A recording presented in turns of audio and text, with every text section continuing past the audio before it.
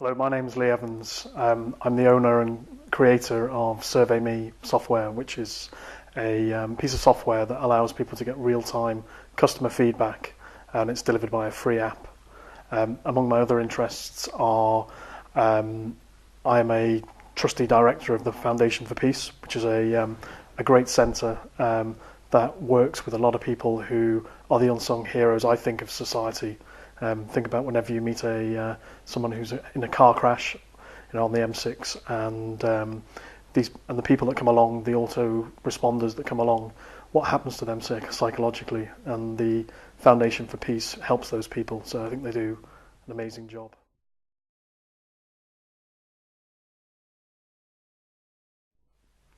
So SurveyMe is primarily allows businesses to get real-time customer feedback. Why is customer feedback so important? Well, in my experience, when you're working in any business, if you listen to your customers, it's going to be your customers that tell you what you're doing right, what you're doing wrong, and not necessarily the extreme. So the extreme people who you're doing everything wrong or you're doing everything right. It's actually the majority of the middle of your customer base is what you need to learn from.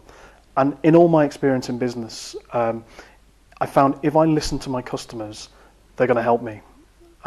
So what I wanted was a tool which would enable me to ask them to help me improve the service to them. So, and along the way, obviously there's a way of rewarding people. So I find that if people feel as if they're being rewarded for their opinion, then they're more likely to give their opinion again. As a British kind of mentality, maybe, we don't like complaining. And at the extreme, you might have people who will moan quite loudly about something that's gone particularly badly, and then they'll go off and they'll tell 8 other people, I think, how many people, that they've had this problem, and don't go there. But actually, the silent majority of customers may have some ideas of how you might just tweak something in your business, and very often it's only just a little tweak that you need, or they might come up with a great idea.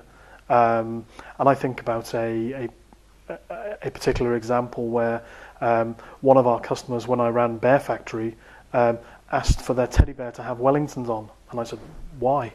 And they said, because every teddy bear in the rain needs a pair of Wellingtons. Now that was one tiny example of someone who I'd never heard of, because we were already doing a great job, but that one little thing helped us just improve our business by a tiny fraction, and suddenly every bear on a Tuesday was wearing a pair of Wellingtons.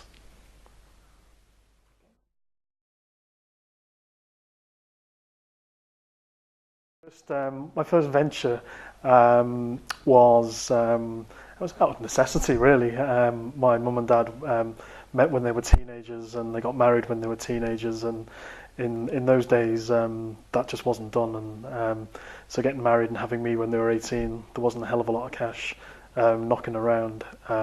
So if I wanted things, I think from an early age I knew I had to go out and fend for myself. So what I used to do was basically go around all the houses and collect bric-a-brac, old magazines, you name it. I'd be summer holidays hanging around with the binman, collecting the scraps, if you like. And then I'd borrow my mum and dad's pasting table, wallpaper pasting table, and set it up in the electricity substation at the bottom of the street. And I remember fondly that it had green gates, and I'd set it up and I'd basically sell. And I don't know what it was my first takings were £3.47 and a half p. A half p was really important. And I don't know what it was, but at the time, but I met someone who was in need of, she was collecting, I think, for cancer, Clatterbridge Cancer Research at the time, which is now a very big charity.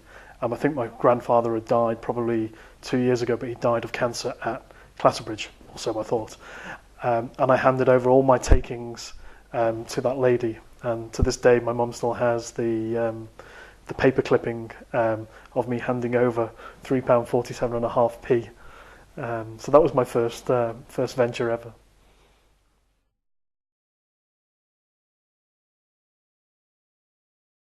During university, because I wasn't from a very wealthy background, I had to fund university. So I had to do all sorts of entrepreneurial things in what was the Soviet Union, and that included things like trading money, which was highly illegal at the time, but it was the way I funded my first year of university. And in 1990-91, the people that were on the street were trading money. By 1993, they were trading vouchery, which share certificates, and so I got into trading vouchery on the metro with these guys. By the time I finished university, I'm speaking fluent Russian. I'm speaking really dirty street Russian, which my wealthy Russian friends still say, li говорит по-русски, because I speak it with a very dirty street accent. But those people, by the time I got back to Moscow after university, were all quite senior in banks, because remember, there were no banks when I first started. So this whole change in Russian society from communism to capitalism happened so quickly. And I went out there as the youngest corporate financier in Deloitte's, primarily because all the people who I knew from my university student days, who I was trading with on Tverskaya and Leningradsky Vaksal and Yaroslavsky Vaksal, where we were trading the vouchery, they were all now in banks. And then 98, the ruble collapsed, just wiped everything out. Some literally corporate finance died overnight in Russia. But I had a very good contact in the Middle East who persuaded me to come and work for them. And it was a very wealthy Arab family who had lots of interesting businesses. And one of the things they asked me to do was to look at their portfolio, which included Marks and Spencer's in Europe, in Central Europe at the time. Because of the way that M&S was in those days, there was this opportunity I saw to basically buy all the M&S franchises in Central Europe, and we named it Operation Habsburg, if you know your history. The main Alwazan, the brother Adnan, talked to M&S and said, if we buy all your European franchises, would that help you out of a situation? And their response was, well, yes, but please open Croatia. And so Mr. Adnan was, Mr. Lee, you come to Zagreb, and I tell you when you get there what you do. So I arrived in Zagreb, not knowing what I was doing, and he said, yes, there's money in the bank account, and I want Marks and Spencer's in 9 weeks. 9 weeks. So I'm on the phone to Baker Street, and I'm like, hello, this is Lee Evans, and I'm ringing from Marks and Spencer's Croatia. We don't have a Croatian operation. You will have in 9 weeks. So we basically, I had to basically project plan the whole thing and run it, and it was great. We had people sat in trucks, painting furniture. We had recruited the whole team. We had even the mock Beatles coming to play at the opening. But 9 weeks to the day, there was an M&S in Croatia. After opening Marks and Spencer's Croatia, I realised there was a hell of a lot I needed to educate myself with. So I decided that I would go and teach myself, or educate myself, if you like, by doing an MBA in retail. And because the project that I was working on was over in terms of the Marks and Spencer's project, I got a job in Cisco, which I was running an area that basically involved me flying over to Eastern Europe, Central Europe, Middle East and Africa every day practically. And so I studied my MBA at 33,000 feet.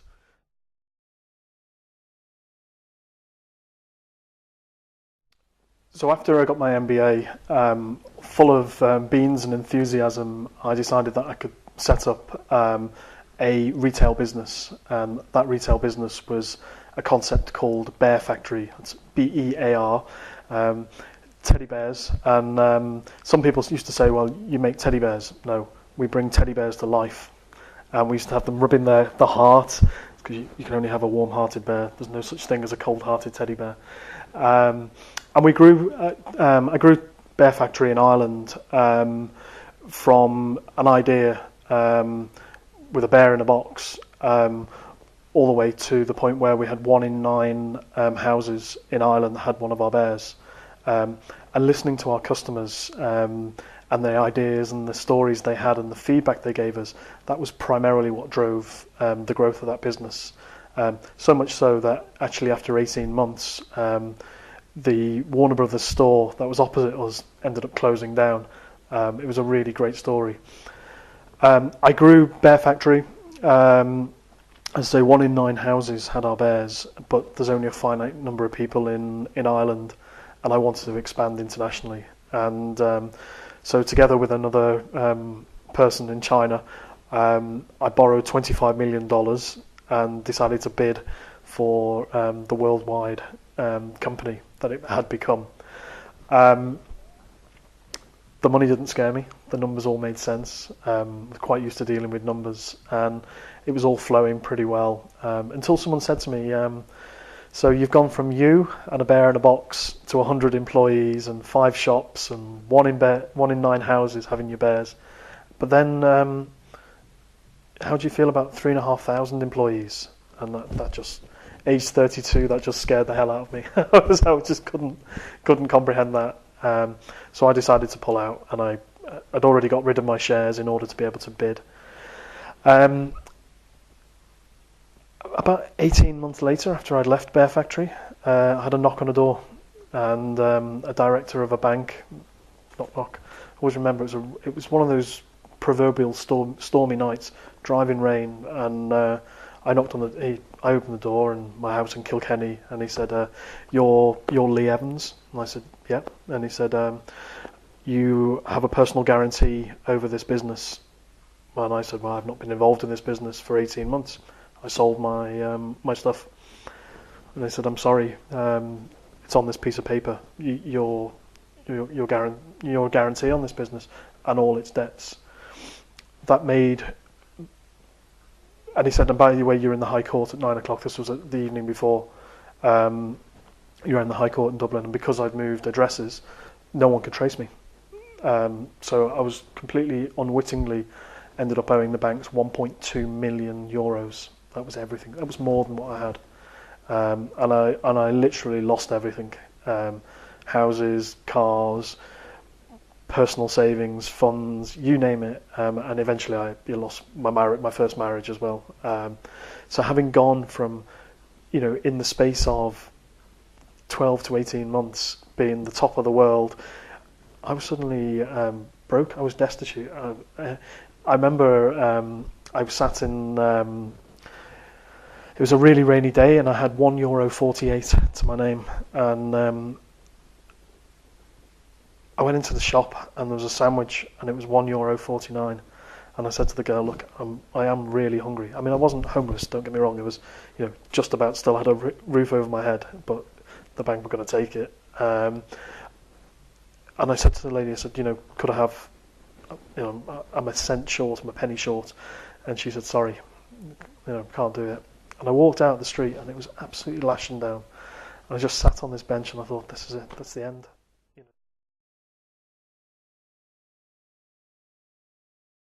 I'm sat on this bench, and I'm watching these big trucks going past, and I'm thinking, God, if you just stepped out now, you'd be, that'd be it. It could all just be an accident, and my ex-wife, as it is now, might get paid out, and it would all look pretty clean. So I was quite, I was suicidal. There's no two ways about it, And as I sat down, I'm looking down, and I'm thinking, I'm a bit hungry, to be honest. Still, I'm not quite ready to commit suicide.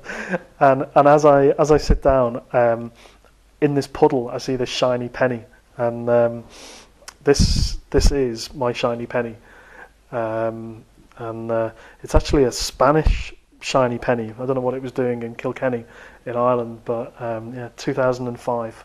So it's only it was only 7 years ago. And I just thought, do you know what? With this penny, I can do one or two things. I can either go in and buy that egg mayonnaise sandwich for €1.49, or this could be the start. This could be, let's get back on it. It's a sign. I don't know. I've done it once. I've grown a company from nothing to €3.5 million turnover, 100 employees. I've done it once. I can do it again. I know I'm facing this massive mountain. I mean, it's like standing at a granite rock and looking up and there being no top. But I thought, just little steps every day, little steps, and I went out and I started talking to people and basically analysing what skills did I have that could possibly do a dent in this 1.2 million euros that I own. So I sold everything, obviously, paid back as much as I could then. And then I felt at the time, having lost everything, that I needed to get back into my corporate finance career because it was the quickest way. I knew I was good at building businesses and advising entrepreneurs. So a great fella called Hugh Maguire gave me a job, which was basically helping him doing some acquisitions in Europe for Glanbia. And Hugh was fantastic, and it was a great couple of years working with Hugh, and I learned an awful lot doing acquisitions there, and that basically then morphed into me going back into working in the professional services industry because I love the deal, I love putting the deals together, and I love working with entrepreneurs. And so I came back to England, I came back home after 10 years abroad, and was recruited to work for Grant Thornton.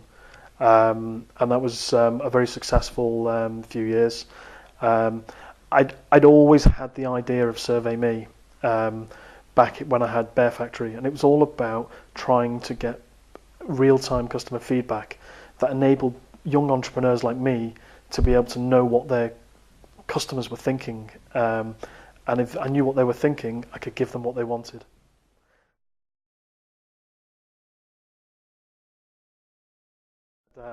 When I was born, Mum and Dad were, and they're still together, and both very successful in their own right now. We weren't from a very good background. There wasn't an awful lot going round for us. I don't know why, but I worked hard. I must have been intelligent, and by the age of 16, I passed my 11 plus. I was quite sporting as well, and I'm sat in the back of Dundee Cathedral, and I'm studying away when I should have probably been praying. My brother was up singing, and someone asked me what I was doing, and I said, well, I'm studying for my exams, and they said, you're a very conscientious young man, but actually it was probably the most peaceful place that you could get to study.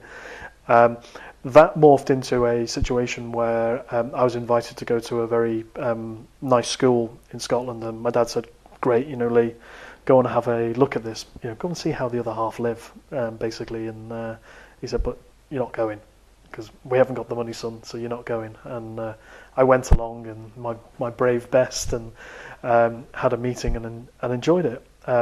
Anyway, my dad gets the phone call and says, yes, Mr. Evans, your son's got a place, you'd be pleased to know. And he says, well, I'm very sorry, Reverend Drummond, but actually we can't afford it, and we never could afford it, so I'm really sorry, but nice to think so much about my son. No, I'm sorry, Mr. Evans, you don't understand. It's been sorted. Don't ask any questions, it's been sorted. And that's my connection with Charles Dickens. So I had this, straight out of Great Expectations, an anonymous benefactor. That was when I was 16. I never found out who my anonymous benefactor was, and he sent me on some wonderful leadership challenges, and they weren't easy. They were, we sailed in the Channel when there was a force 10 gale on a sailing ship, and that was a really life-changing experience. I found out that my benefactor, I only found out in 2006 that my benefactor was a guy called Lord Rank, and actually Lord Rank had sponsored 1,300 children like me, but kept no records of any of us. What a remarkable bloke he is, and the people that they've traced now, there's 400 of us of the 1,300 that they've traced, and I'm really proud to say I'm one of those. And we've got together, and we now have the Rank Fellowship, and basically Lord Rank never asked us, and the Rank Foundation never asked us to give any money. They never asked us to give any time. They just said, where you can, try and help someone. And they have a motto which is quite, it struck a chord with me straight away. This is 20 years or so after they'd first sponsored me, and their motto is "Pebble in a pond," and some people call it "Pay it forward," but it's basically, if you drop a pebble in a pond every day, the ripples of the good things that you have done, you don't know where they're going, but they could help somebody. If I can use what I know and I've done in my life and my experiences to help people who've come from a disadvantaged background, then who knows what they'll create themselves. So we're launching the Mersey Youth Support Trust, MIST for short, and Mersey Youth Support Trust, MIST, is going to help 30 young entrepreneurs from a disadvantaged background in Liverpool to be able to follow their entrepreneurial ambition. And I know that the hardest thing when you're setting up is getting your premises. You've got an idea, you can. I always say this thing that if you can imagine something, you can achieve it. And if you can dream it, if you can visualize it and dream it, then it can become reality. You've just got to believe that's what you can achieve and what it can become.